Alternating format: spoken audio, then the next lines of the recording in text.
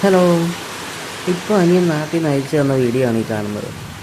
അപ്പോൾ അനിയനൊക്കെ ഇപ്പം താമസിക്കുന്നത് ചങ്ങനാശ്ശേരിയിലാണ്.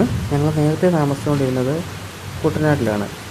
ഞങ്ങൾ അറിയാമല്ലോ, കുട്ടനാട്ടിൽ ഇപ്പം ഭൂരിഭാഗം സ്ഥലങ്ങളിലും വണ്ടി സൗകര്യമൊക്കെ ആയെങ്കിൽ കൂടി ഞങ്ങൾ താമസിക്കുന്ന അവിടെ വണ്ടി സൗകര്യം ഇല്ലാത്തത് കൊണ്ട് ഞങ്ങൾ ഇപ്പോൾ ചങ്ങനാശ്ശേരിയിലാണ് താമസിക്കുന്നത്.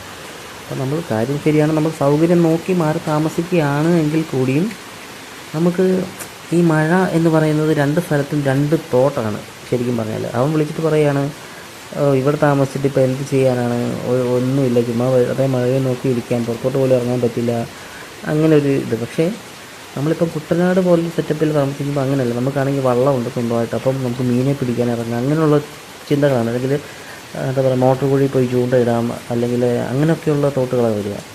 രണ്ട് സ്ഥലം ആണെങ്കിലും സെയിം പ്രോസസ്സിനും രണ്ടും രണ്ട് ഇതാണ്. ഇപ്പം ഇതേ ചുറ്റുപാടിൽ, ഇപ്പം ഞങ്ങൾ താമസിക്കുന്ന ഈ ചുറ്റുപാടിൽ താമസിക്കുന്ന പിള്ളേർക്ക് ചിലപ്പം തോട്ടിൽ കുളിക്കാൻ പോവുക, അല്ലെങ്കിൽ അവർക്കും ഇവിടുത്തേതായ രീതിയിലുള്ള എന്തെങ്കിലും ആക്ടിവിറ്റികളൊക്കെ ഉണ്ടാവും.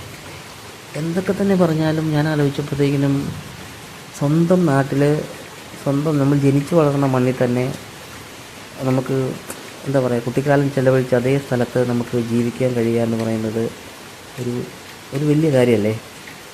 ശരിക്കും പറഞ്ഞാൽ വീട്ടുകാരെയും നാട്ടുകാരെല്ലാം ഒറ്റപ്പെടുത്തി കണ്ട നാട്ടിൽ വന്ന് ജോലി ചെയ്യുമ്പോഴത്തേക്കിനും നമുക്ക് ശരിക്കും പറഞ്ഞാൽ ഇതൊക്കെ നമ്മളെ സംബന്ധിച്ചിടത്തോളം ഒരു ചിന്തിക്കാവുന്ന ഒരു കാര്യമല്ലേ. എത്രത്തോളം ഭയങ്കര ഇമോഷണലാകുന്നു ഞാൻ. ഭയങ്കരമായിട്ട് എന്താ പറയുക, മഴ കണ്ടപ്പം തന്നെ ഒരു സന്തോഷമുണ്ട്. എങ്കിൽ കൂടി നമുക്കിതൊന്നും ആക്സസിബിൾ അല്ലോ എന്ന് ഓർത്തിട്ടുള്ളൊരു സന്തോഷം, സങ്കടം അത് പങ്കുവയ്ക്കാൻ